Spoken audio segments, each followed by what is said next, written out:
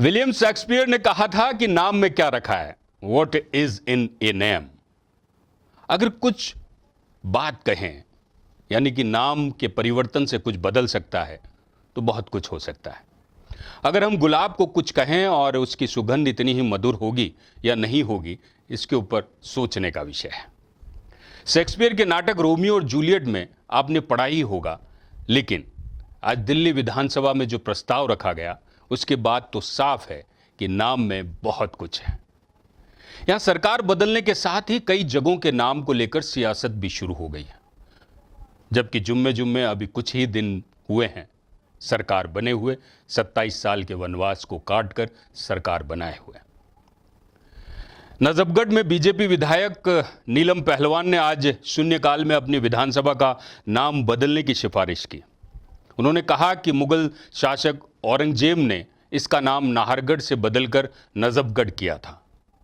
आज मैंने सदन में नजफगढ़ क्षेत्र का मुद्दा उठाया कि नजफगढ़ क्षेत्र का नाम नजफगढ़ से बदलकर नाहरगढ़ रखा जाए। मैं नजफगढ़ क्षेत्र की उम्मीद बनकर इस मुकाम पर पहुंची हूं, तो मेरी प्राथमिकता है वहां के लोगों को और वहां के लोगों की आवाज उठाना। विधायक नीलम ने आगे कहा कि 1857 में यहां के राजा नाहर सिंह ने लड़ाई लड़कर नजफगढ़ क्षेत्र को दिल्ली के प्रांत में शामिल करवाया था।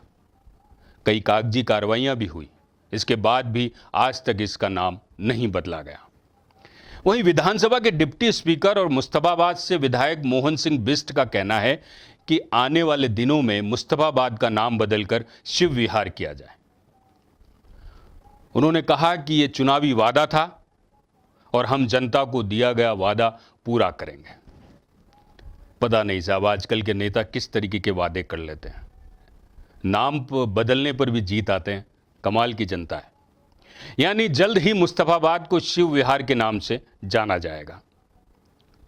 आगे इसी कड़ी में दिल्ली के आरके पुरम में बीजेपी विधायक अनिल शर्मा ने मोहम्मदपुर इलाके का नाम बदलकर माधोपुरम किए जाने की मांग की है। उन्होंने कहा कि चुनाव के समय ही नहीं बल्कि काफी लंबे समय से वहां की जनता इस मांग को उठा रही है। उन्होंने कहा कि दिल्ली नगर निगम पहले से ही इस इलाके का नाम बदलने की अनुशंसा कर चुकी है। कुल मिलाकर राजधानी दिल्ली में ऐसा लग रहा है मानो सत्ता परिवर्तन के साथ ही नाम परिवर्तन के युग की भी शुरुआत होने वाली है।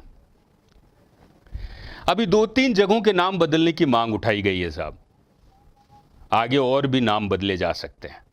सत्ता बदलती है तो बहुत कुछ बदलता है। सत्ता बदली है तो जाहिर है सरकारों के काम करने का ढंग भी बदलेगा।